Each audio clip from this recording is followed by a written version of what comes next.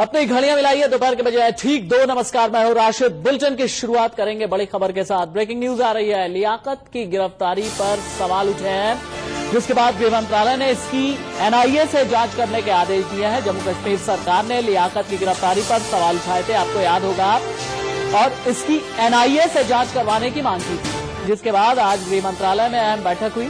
सूत्रों के हवाले से बताया जा रहा है कि बैठक के दौरान एसएसबी ने दिल्ली पुलिस की कार्यशैली पर सवाल उठा दिए।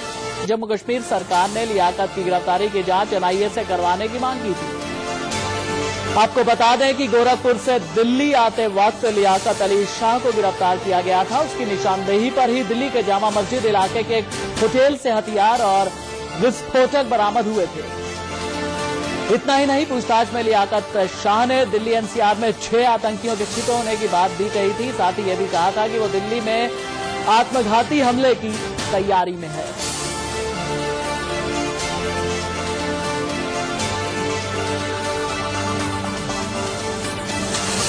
मेरे सहयोगी राकेश सिंह इस वक्त फोन लाइन पर लाइव मौजूद है।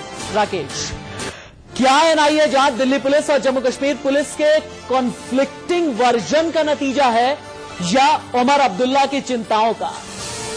देखिए, साफ तौर पर उमर अब्दुल्ला ने जिस तरह से पूरे मामले में सीधे तौर पर केंद्रीय गृह मंत्री सुशील कुमार शिंदे से बातचीत की और उसका हस्तक्षेप का परिणाम रहा कि अब पूरे मामले को लेकर अब एनआईए को जांच की जिम्मा सौंपी गई है।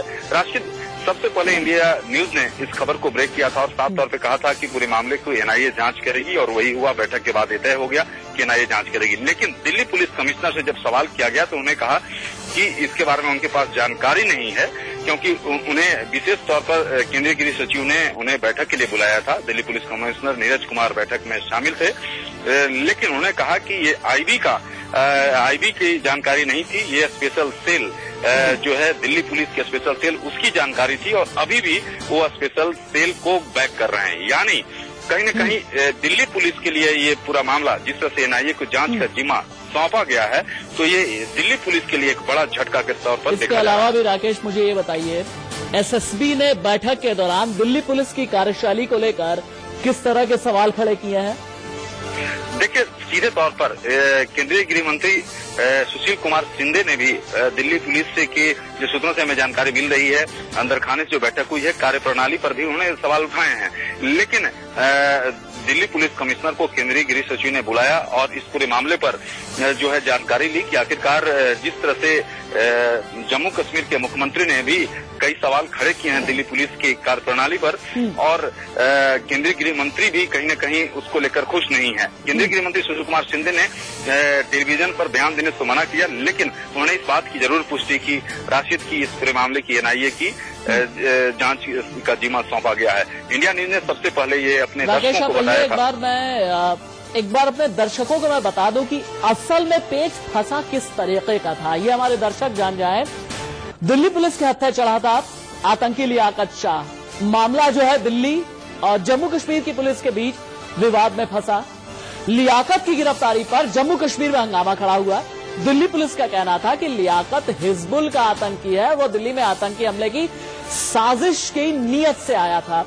वहीं जम्मू कश्मीर सरकार और उसके परिवार का कहना था कि वो सरेंडर कर चुका आतंकी है, जो जम्मू कश्मीर सरकार की पुनर्वास नीति यानी रिहैबिलिटेशन पॉलिसी के तहत वापस घर लौट रहा था। बस यहीं पर आकर के मामला पेच फंसा। लियाकत की गिरफ्तारी का मामला उसके बाद जम्मू कश्मीर विधानसभा में उठा।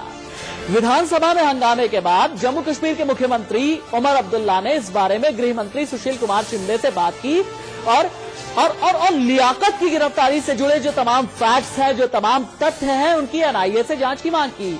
जहां जम्मू सरकार आतंकी लियाकत की गिरफ्तारी पर दिल्ली सरकार पर फर्जीवाड़े का आरोप भी लगा रही है, वहीं दिल्ली पुलिस ने इस मामले में होटल से ली गई सीसीटीवी कैमरे की तस्वीरें जारी की। उसके बाद कल ही स्केच भी जारी हुआ था। राकेश, मुझे ये बताइएगा, एनआईए के हाथ में केस जाना क्या इस बात को सुनिश्चित करेगा, इंश्योर करेगा कि मामले में स्पीडी प्रोब यानी तेजी के साथ जांच होगी?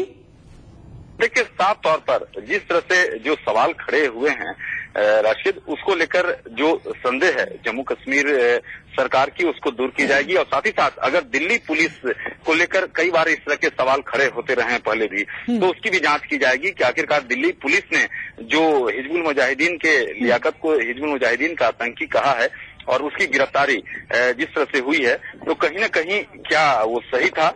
लेकिन दिल्ली पुलिस कमिश्नर इस पूरे मामले को लेकर इतना जरूर कहा कि उन्होंने, उनकी टीम ने जिस तरह से गिरफ्तारी की है उसको बैक करते हैं, यानी वो सही है। और लेकिन सबसे खास तौर पर राशिद, कि दिल्ली पुलिस के लिए एक बड़ा झटके के तौर पर देखा जा रहा है।